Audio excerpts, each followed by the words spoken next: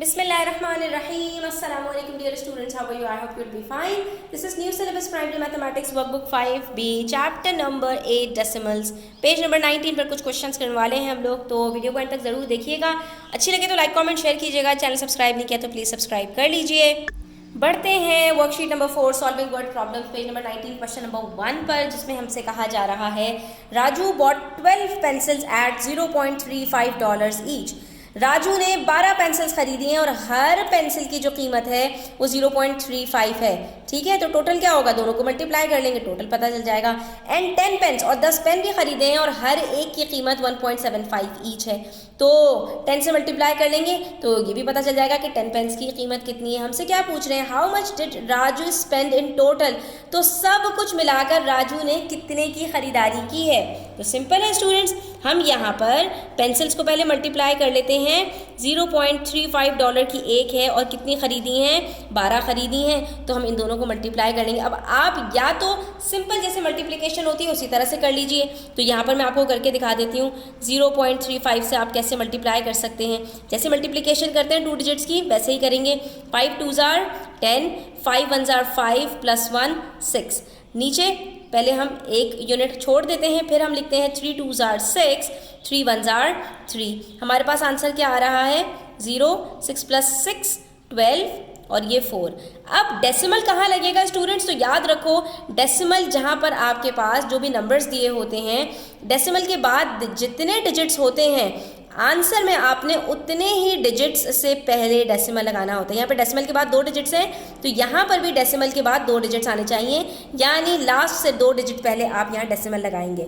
तो हमारे पास क्या आंसर आ रहा है, $4.2। ठीक है, यानी उसने जो पेंसिल्स खरीदी हैं उसकी टोटल अमाउंट $4.2 है। और एक तरीका और भी हो सकता है इसका, वो मैं आपको बताती हूँ अभी कि किस तरह से आप इसको और मल्टीप्लाई कर सकते हैं। दूसरी तरफ हमारे पास पेन्स हैं, तो हमसे कहा गया कि एक पेन की जो कॉस्ट है वो है $1.75 और कितने पेन्स खरीदे हैं, 10 पेन्स खरीदे हैं। तो इसको आप कैसे मल्टीप्लाई कर सकते हैं, ये तो बहुत आसान है। जब भी 10 से हम मल्टीप्लाई करते हैं तो हमारा डेसिमल एक डिजिट आगे चला जाता है, ये बन जाएगा $17.5। अब हमें पेंसिल की भी टोटल कॉस्ट पता चल गई, पेन्स की भी पता चल गई, तो इसका मतलब ये हुआ कि हम टोटल अब आसानी से निकाल सकते हैं। और कैसे निकाल सकते हैं, हमने सिंपली क्या करना होगा कि हम दोनों को ऐड कर देंगे। 4.2 को आपने ऐड कर देना है 17.5 के साथ, तो यहाँ पर 17.5 मैंने रखा और उसके साथ में 4.2। हमेशा डेसिमल के नीचे डेसिमल आता है, इस चीज़ को आपने बिल्कुल ध्यान में रखना है। तो डेसिमल के नीचे डेसिमल आया, 5 + 2 7, डेसिमल के नीचे डेसिमल, 7 + 4 11, 1 + 1 2।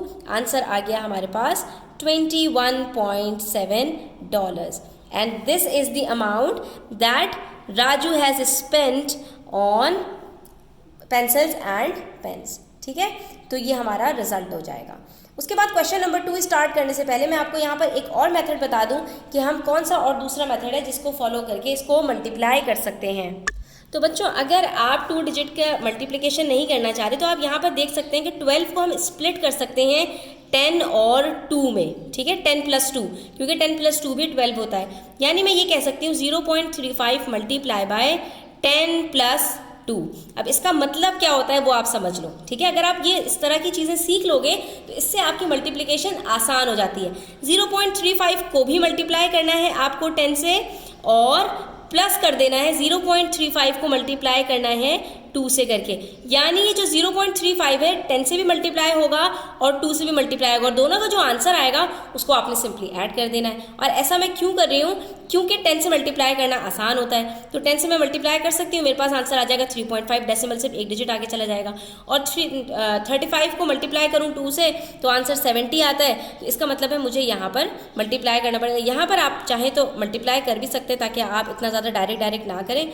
तो यहाँ पर आप देख सकते हैं कि मेरे पास आंसर आ रहा है 0.7, तो मैं सिंपली क्या करूँगी, इन दोनों को ऐड कर दूँगी। 0.7 में 3.5 को ऐड करेंगे, हमारे पास आंसर आ जाएगा, दैट इज़ 4.2। तो देखा आपने कि अगर आप चाहें तो इसको स्प्लिट करके इस तरह से भी अपना सम सॉल्व कर सकते हैं। उसके बाद हमारे पास है सैम हैज़ $3.5 लेस देन जुनहाओ। ठीक है, जुनहाओ के पास जितने पैसे हैं उससे $3.5 कम सैम के पास है। एंड 2.3 लेस देन नोरा, और नोरा से $2.3 कम है। यानी सैम के पास सबसे कम अमाउंट है पैसों की। जुनहाओ के पास जितने पैसे हैं उसमें कम कर दो 3.5 तो उसके बराबर है, और नोरा से $2.3 कम है, यानी दोनों से इसके पैसे कम हैं। तो हमारे पास इन्होंने जो बताया वो है कि जुनहाओ हैज़ $4.25। जुनहाओ के पास कितने पैसे हैं, एक्चुअल अमाउंट क्या है वो इन्होंने हमें बता दी। How much money does Nora have, तो नोरा के पास कितने पैसे हैं आपको ये बताना है। पहले हम ये करते हैं, क्योंकि हमें जो रिलेशनशिप बताया है वो सैम के हवाले से बताया है कि सैम के पास जुनहाओ से $3.5 कम है और नोरा से $2.3 कम है। अगर मुझे ये पता चल जाए कि सैम के पास कितना अमाउंट है तो मैं ये आराम से निकाल लूँगी कि नोरा के पास कितना है। ठीक है, तो मैं सैम के अमाउंट कैसे निकालूंगी, सैम के पास जुनहाओ से $3.5 कम है तो 4.25 में से 3.5 को सब्ट्रैक्ट कर देंगे। सिंपल, जब हम सब्ट्रैक्ट करेंगे तो यहाँ पर हमें पता चल जाएगा कि सैम के पास एक्चुअली अमाउंट कितना है, $0.75। अब जब मुझे ये पता चल गया कि सैम के पास $0.75 है तो सैम के पास नोरा से $2.3 कम थे।